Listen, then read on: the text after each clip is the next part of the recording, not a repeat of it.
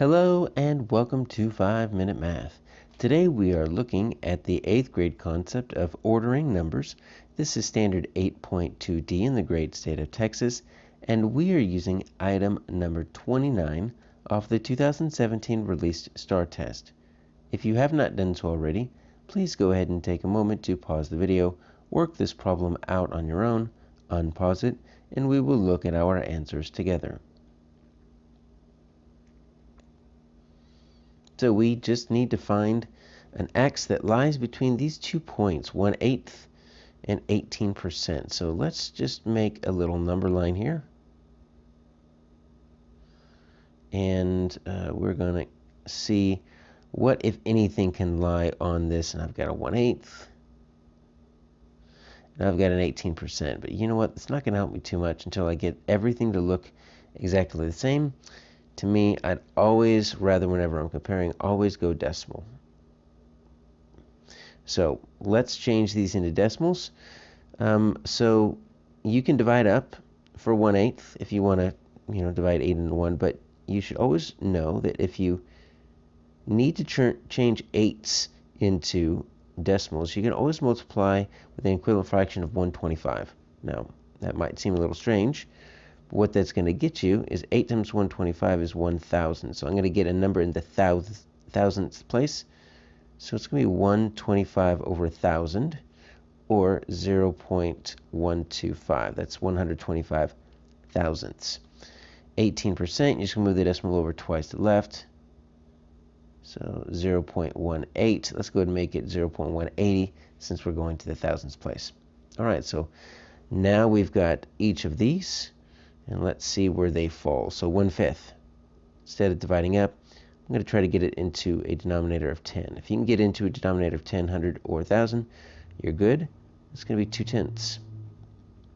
Or 0.2. Since we've got 3 decimal places, 0.200. So unfortunately, that's going to work right about there. 1.5. 0.200. Okay, so that's not going to work. 1.6 is not even close. Look, this is 0.125, 0.180. Very, very small. This is 1 point something. So this is so far over, it's not even funny. And then 0.09. So let's make that 0.090. So 0.090. That is actually going to fall somewhere over here. This is 0.090. It's less than 125, and it's not between 125 and 180. So just by process of elimination, it looks like it's going to be this square root of 0.02. That's kind of weird.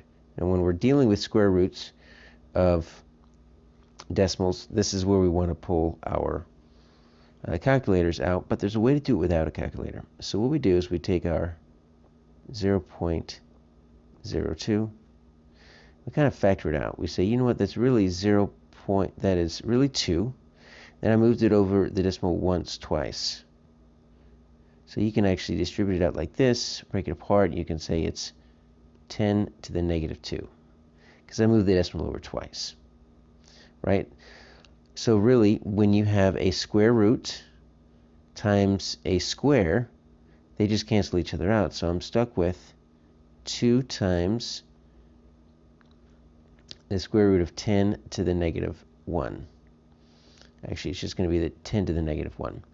So what I'm going to do now is I'm just going to take the square root of 2, and then I'm going to multiply it by 10 to the negative 1, or just move the decimal over, since this square root canceled out the square. All right, so square root of 2. Let's see, square root of 1 equals 1. Square root of 4 equals 2. So it's going to be 1 point something. And you notice how this has got a distribution of 3, and it's only 1 away from there. So it's going to be 1 point, I'm going to call it 1.3, maybe, because it's closer to the 1 than it is the 4. So maybe it's 1.3 times 10 to the negative 1. Let's move that decimal over, and there we go, 0.13. The answer is D.